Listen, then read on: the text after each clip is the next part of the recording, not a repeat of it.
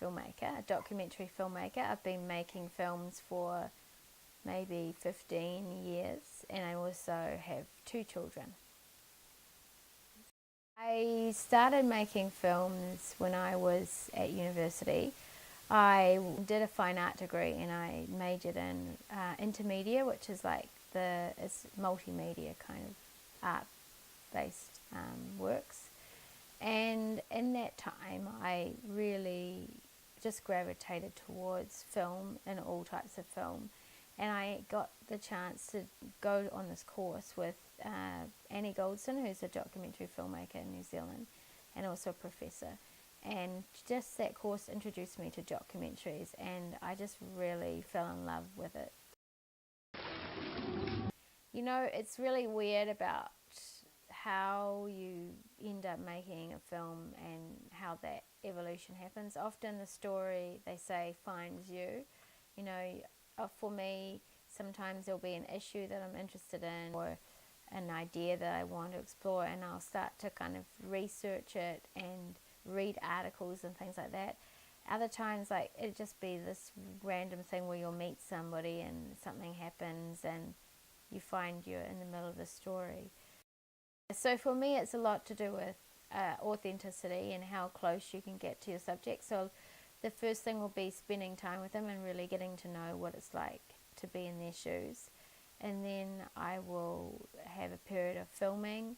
And when I get to the filming stage, I really always hope that I know what I'm trying to say in the story, because I think that's crucial with documentary, because otherwise you can get quite overwhelmed with all this footage and no direction.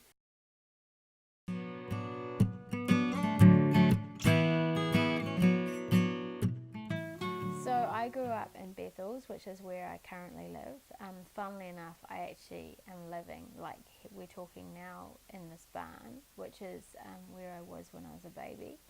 So it's really strange coming back here with children, babies, and kind of repeating this sort of circular experience. I think Bethells for me is really a spiritual place. It's like my tūranga waiwai. I feel like I really feel connected to the land, to the community, and I really care about it. And I feel so fortunate that I have a place that I can call home like that, that is, I guess, sort of deep inside me, that no matter where I go, like whatever country I'm in, I always feel like I have it and I can go back to it. So at this point in my life, I've got 2 children and they're under 5, and it just makes a lot of sense to be here again in Bethells, Te Hanga.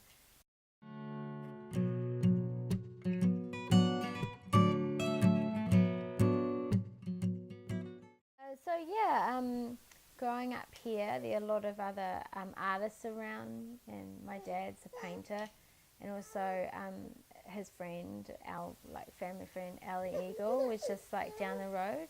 So, you know, when I was like making projects and things, I always had lots of input from different people, and I do actually remember one time thinking, oh, I'll make a film about Ali. I actually, no, you know what? I can't even remember how it happened. Maybe Ali asked me to make a film about her, and I thought that was a good idea. And I didn't really have any intention of including myself in the film, but then Ali thought that was a good idea. And now then, you know, as it evolved, I could see it being a good idea, because she was really bossy. She was telling me what to do all the time. So, and I think she thought I was bossy, but, you know, even though I was young, I was the director of the film, which is what the job is. But so I thought it would be interesting to kind of explore the power dynamics between this young woman and an older woman, and look at the sort of relationship, the changes, I guess, between my generation and her generation, have sort of like an intergenerational conversation on feminism. I felt we still had things to say to each other. I mean, one thing I was interested to know from you is how much those paintings are for yourself, like how much you're making them just for your own sake, or for trying to communicate to a large audience. What's the main drive? What's the main drive? I think it's a big drive to communicate for me. I mean, I don't think that's for everyone. You know what I think?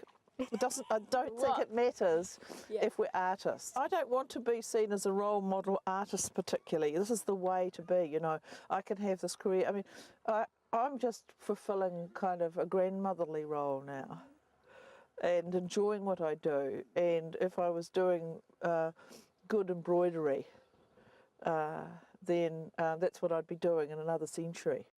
Because Ali's work was really, at the time particularly, was about critiquing some of the feminist paintings she had made in the 70s and looking at kind of where things had gone since then into, it would have been 2003 when I made it.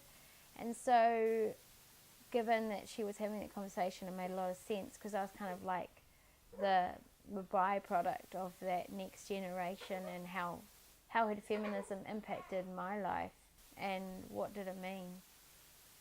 So that's why I decided to include myself in it like that. Specifically, it looks at abortion and in that time, the woman's right to choose.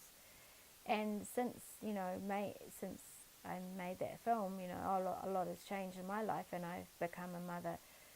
So I have thought about that painting more recently and thought about the whole idea of what it means to choose to have a child versus not have a child and all of those things. And I guess I think that I understood maybe the value of the painting then, but I think I can appreciate the value of it even more. I'd like to look at it as this big journey, and each time I'm learning something new and each time I'm evolving and stuff like that.